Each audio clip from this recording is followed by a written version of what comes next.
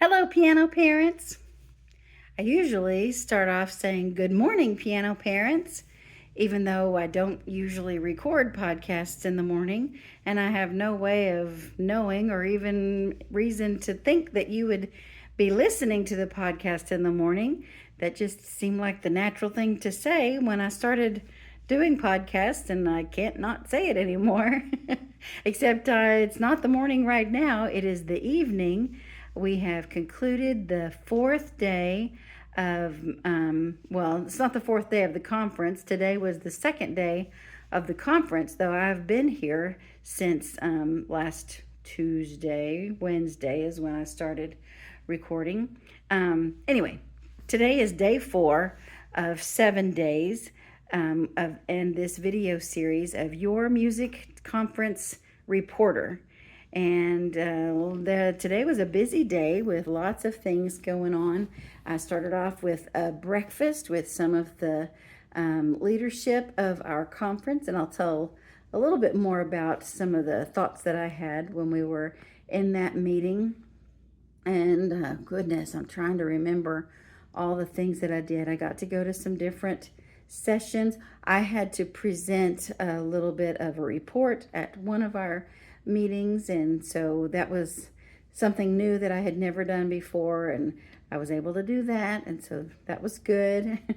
You may be surprised to learn that public speaking is not something that I'm too nervous about, generally speaking. So public speaking, generally speaking, I don't mind talking. I guess I like the sound of my voice.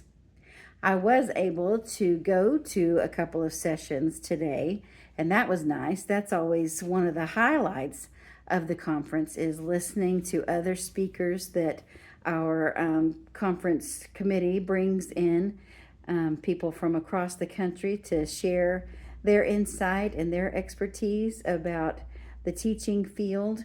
And one of the sessions that I was able to go to today was presented by Wendy Stevens.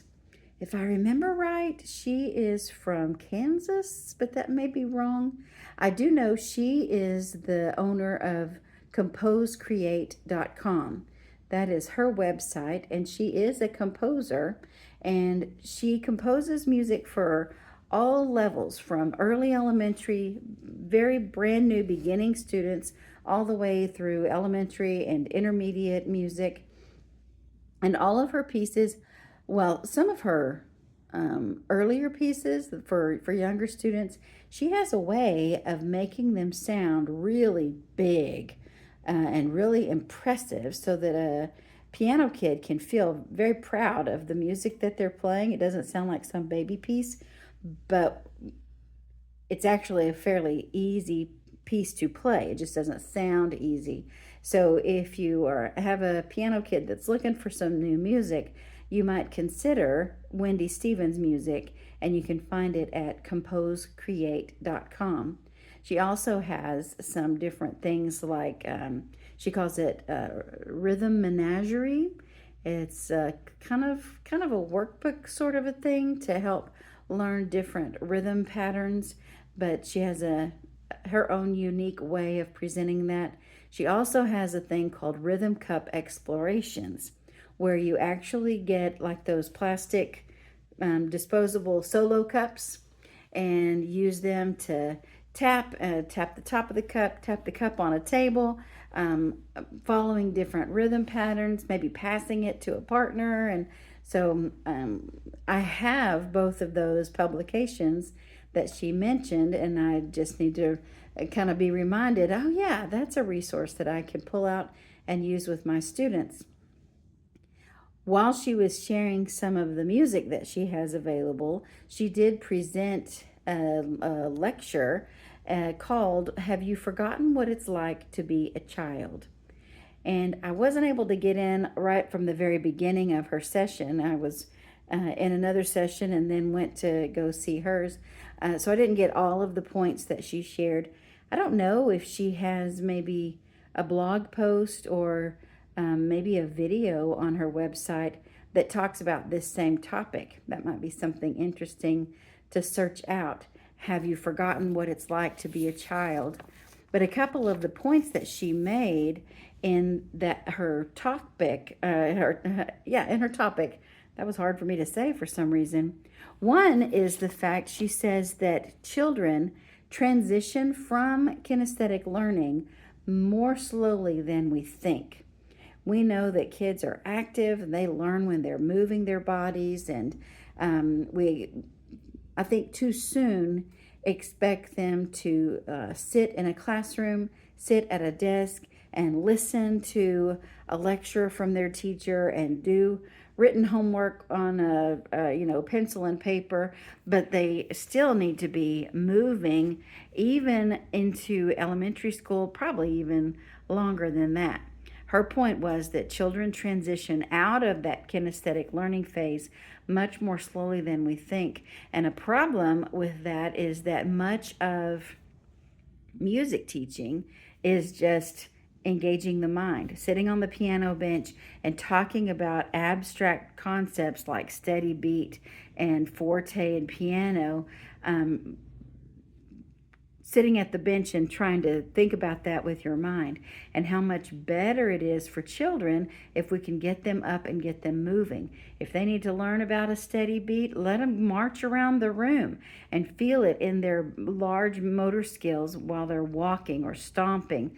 Maybe they could stomp for a longer, maybe for a half note, stomp and hold it for 2 beats.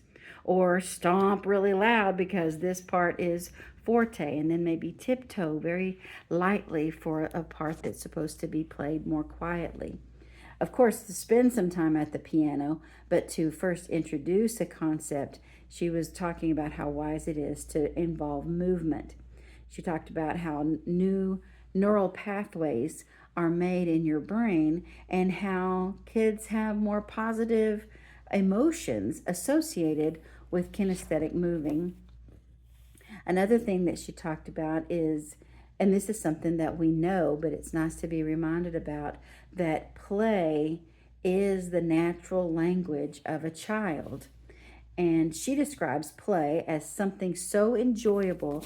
I'm looking at her handout here. Something so enjoyable that you lose your sense of time and want it to keep on going forever. That is a quote from Brene Brown from Gifts of Imperfect Parenting, which is a book, I guess it's a book that I've never heard of, but it sounds like something we ought to be looking into. So Gifts of Imperfect Parenting by Brene Brown. And once again, that definition of play is something so enjoyable that you lose your sense of time and want it to keep on going forever. And some other points that Wendy made, she said children sort things out through play. I've heard this about fathers and sons. If you want to have a discussion with your son, it's best to do it around another activity. Maybe go outside and throw a football back and forth, have a game of catch. And while you're playing catch, then maybe some of these conversations can come about. And that sounds like something that Wendy Stevens is talking about too. Looking to see. Oh, she apparently surveyed either her own children or maybe children in her studio, and she asked, what advice would you give adults? And the advice from the children that she spoke to was, don't be so serious all the time. And that parents, teachers, school teachers, even tying into the fact that they transition from kinesthetic learning, I think too soon we expect them to sit and act like little adults. And we tend to be serious and take this seriously, and maybe we can loosen up a little bit and give them a little more grace for acting like children. They are children. Let them do the thing that they're doing. And that actually brings me up to the second thing I wanted to talk about today, as far as letting people do what they're supposed to do. I was able to sit in on a couple of meetings today, different topics, different subject matter, but kind of an overarching theme is the fact that we, here at this conference, we are music teachers. And there are some things that we would like to do as an organization that we just don't know how to do. It's beyond our experience, it's beyond our realm of study, and we don't have the bandwidth to try to research these things. And that doesn't mean that it can't happen, just that we're not the ones to make it happen, and how we need to sort of stay in our lane and figure out who could help us see if these things that we're wanting to do, these imaginings, are they even possible? And what might be difficult for us, someone else will be like, oh, of course, we do that all the time. That's no problem. And this thing that you're worried about, that, oh, that's going to be too hard. No, we've got a way around that. We can take care of it.